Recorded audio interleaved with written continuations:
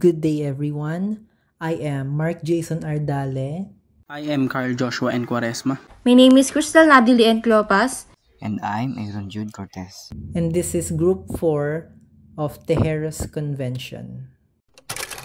So, ang Tejeros Convention ay nangyari sa Rosario, Cavite noong Marso. Nagtipon-tipon ang mga Pilipinong revolusyonaryo para sa kanilang mga ika-115 na convention. So, dito po nagdesisyon sila na bumuo ng isang revolusyonaryong gobyerno na pinamumunuan po ni General Emilio Aguinaldo. Okay. So, ang Tejeros Convention daw po ay nakilala din bilang Tejeros Assembly o Tejeros Congress. Ay isang pagpupulong po na ginanap noong Marso. So dito po sa San Francisco de Malabon na ngayon ay General Trias na ang tawag. Ang pagtitipong ito ay nagtipon ng dalawang grupo ng katipunan at ayon ang Magdiwang at Magdalo.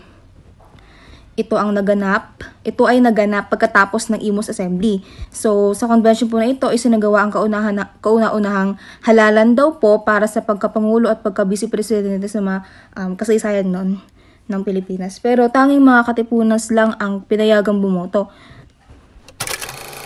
The revolutionary leaders called the convention in a friar state, residents in Tejeros ostensibly to discuss the defense of Cavite against the Spaniards during the Philippine Revolution. The Tejeros Convention is one of the most important meetings of the Katipuneros during the Spanish colonial period. So, dito daw po, tinawag ng mga leader ng mga revolusyon ang convention ng isang tirahan ng mga praile sa Tejeros na kunwari ay para talakayin ang depensa ng Cavite laban sa mga Espanyol sa gitna ng revolusyong mga Pilipino. So, sa panahong iyon po, ang gobernador na general na si Camilo daw po ay nagtagumpay na mabawi ang malaking bahagi ng Cavite. Pero sa totoo lang po, ang pagpupulong na ito ay mas malalim na layunin na ito ay para sa pagpapalakas ng kanilang kilusan at ang pagbuo ng isang bagong gobyerno. So dito daw po ay nagkaisa ang mga leader para talakayin ang mga susunod na hakbang sa kanilang laban para sa kalayaan. So mahalaga daw po ito dahil hindi lang po ito simpleng pagtitipon kundi isang pagkakataon po para makapagbuo ng mga strategy nga po at ng bagong pamahalaan na tututok po sa kanilang layunin. So ang mga desisyon na ginawa dito po ay nagkaroon ng malaking epekto sa takbo ng Rebolusyong Pilipino. It explains how the disagreements between the Magdiwang and Magdalo factions became a major conflict in the revolution. It also shows the Katipunan's government structure and the personality politics within the group, which somehow explains the political structure of the Philippines today. So dito daw po ipinaliwanag kung paano ang hindi pagkakaintindihan sa pagitan ng Magdiwang at Magdalo factions ay naging malaking conflict po sa dating revolusyon. So ang hidwaang ito ay nagdulot ng mga tensyon at alitan po na nakaapekto sa pagkakaisa ng mga Katipunero. At ayun po yung Magdiwang at Magdalo. So ipinakita din po dito ang structure ng gobyerno ng Katipunan at ang personalidad na naglalaro sa politika sa loob ng grupo po nila. So mahalaga po ito dahil ang mga dynamics na ito ay nagbibigay liwanag po sa political structure ng Pilipinas po ngayon. O makikita natin na ang mga issue ng factions po noon at personality po nila ay pagpatuloy na umiiral po sa ating kasalukuyang sistema ngayon. Emilio Aguinaldo. Si Emilio Aguinaldo ay pinanganak noong Marso 22, 1869 sa Kawit, Cavite, Philippines.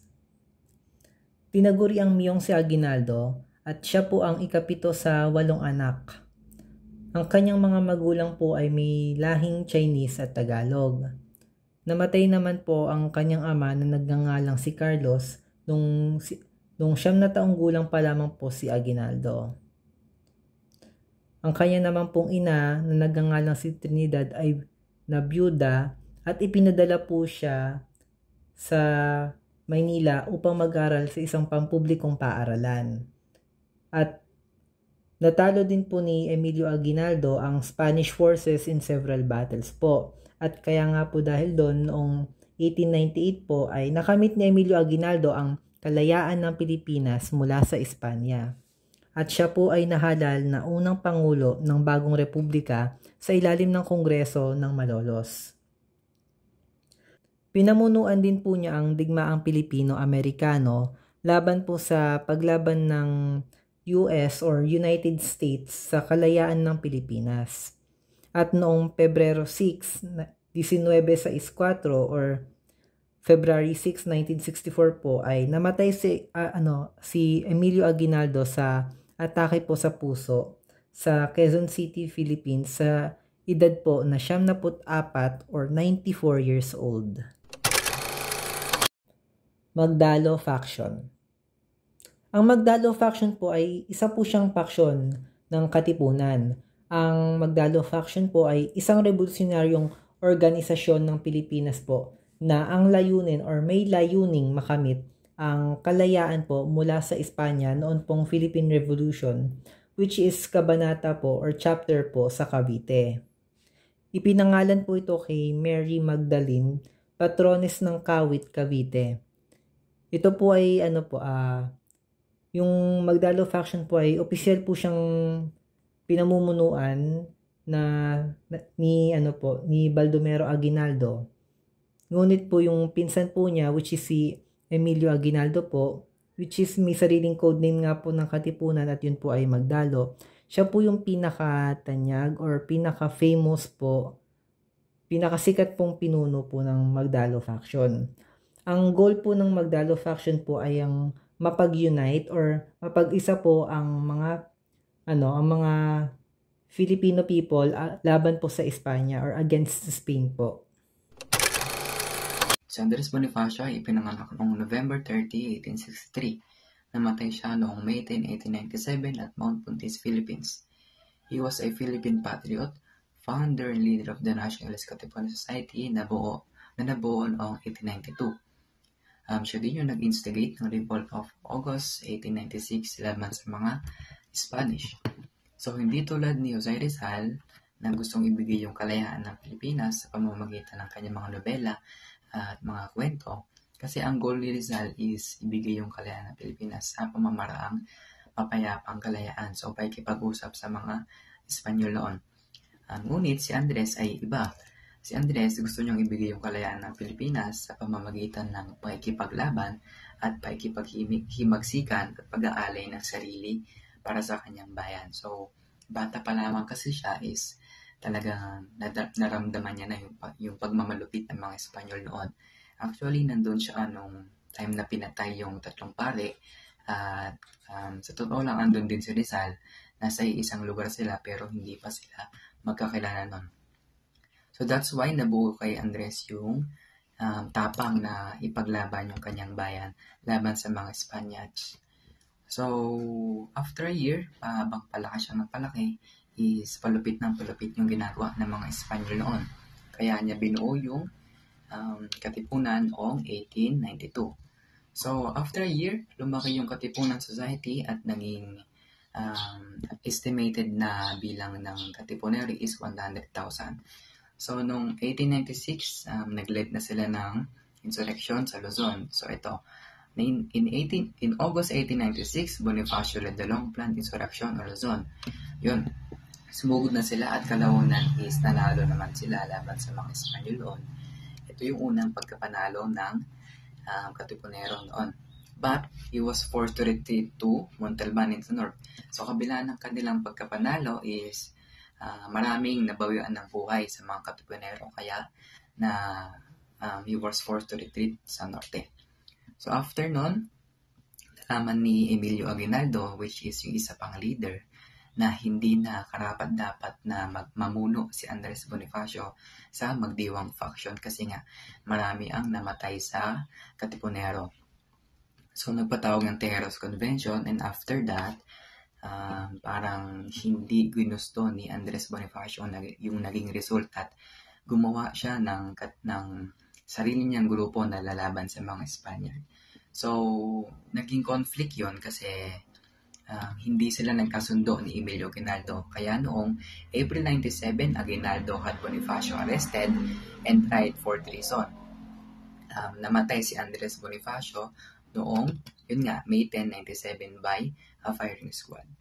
So, yung buong kwento na to is madidiscuss mamaya sa susunod na mga slides. So, sunod yung magdiwang faction. So, pinamumunuan din to ni Andres Bonifacio. So, the Magdiwang faction was established by Bonifacio and the other leaders in 1896 in Cavite on First Philippine Revolution against the Spanish colonial rule. It was formed as a response to increasing oppression and the desire for independence. So, basically, yung Magdiwang faction is yun yung isang faction ng Katipunan, which is binild din para ibigay yung kalayaan ng Pilipinas. Both sila ng Magdalo faction na may layunin na ipagtanggol at ipaglaban yung Pilipinas against Spanish colonial rule. Yung pagkamatay ni Bonifacio is nagsisimbolo na decline of the Magdiwang faction's power and influence. So, nawalan na ng kapangyarihan yung Magdiwang faction noong namatay si Bonifacio. So, mas mabibigyang explanation to sa mga susunod na slide kung ano yung mga naging conflict nila, kung ano nga ba yung naging problema at yung kung bakit namatay si Bonifacio. Next naman is yung Magdiwang and Magdalo at Tejeros Convention. During the convention on March 22, 1897, yung both factions held a meeting to resolve the problem of the two factions. Later, the two groups did not agree on the outcome of the meeting. Kasi dito is nangyari yung convention, is nagsagawa ng botohan yung both faction kung sino ang mamumuno sa pagka-presidente. At kalaunan, nanalo si Emilio. At si Andres naman ay siya yung nakakuha ng pumapangalawang may pinakamataas na boto. So, naitala siya bilang pumapangalawang presidente. Ngunit, yung ibang miyembro ng Magdalo ay hindi sang-ayon sa naging resulta sapagkat hindi daw kasi nakapag-aral si Andres at hindi daw siya, wala daw siyang kakayahan upang mag-lead ng isang grupo. So, after the convention, tensions escalated. Bonifacio and his supporters felt marginalized, leading to conflict between the two factions. So, after noon, hindi rin ginusto ni Andres yung pakikitungo sa kanya ng Magdalo faction. Kaya na po yung naging tension doon at kalaunan is sinawalang bisa ni Andres yung naging pagpupulong. So, para maging mas malinaw, is actually connected to sa Tirona incident na mali-discuss pa mamaya. Thank you. Tirona Incident. The Tirona Incident refers to a significant event in Philippine history, specifically related to the Philippine Revolution against Spanish colonization. At nung natapos na ang Tejeros Convention, Emilio Aguinaldo was elected as the president, and Andres Bonifacio was elected as Director of the Interior. And dito na po nagsimula ang Tirona Incident. Daniel Tirona, a member of Magdalo faction, objected to Bonifacio election as the Director of the Interior, stating that the position should be held by someone with formal education. In response, Bonifacio declared the election null and void, invoking his authority as the Supremo of the Katipunan. Bale, pinapawalang bisa niya po yung election gamit ang kanyang authority as the Supremo. Aftermath and consequences. Bonifacio attempted to set up his own government in defiance of the result of the Tejeros election. Kasi hindi siya pinakinggan sa Tejeros Convention nung sinusubukan niyang baliwalain yung result ng Tejeros election. Bonifacio, along with his brother Procopio, was charged with treason and conspiracy to overthrow the revolutionary government, led by Emilio Aguinaldo. On May 10, 1897, Andres Bonifacio and his brother were executed, marking a tragic and controversial moment in the revolutionary history. Result of Tejeros Convention. President Emilio Aguinaldo, Vice President Mariano Trias, Captain General Artemio Ricarte, Director of War Emiliano Riegos de Dios, Director of State Jacinto Lubreras, Director of Finance Beldemuero Aguinaldo, Director of Welfare Mariano Alvarez, Director of Justice Severino de las Alas, Director of the Interior, Pascual Alvarez.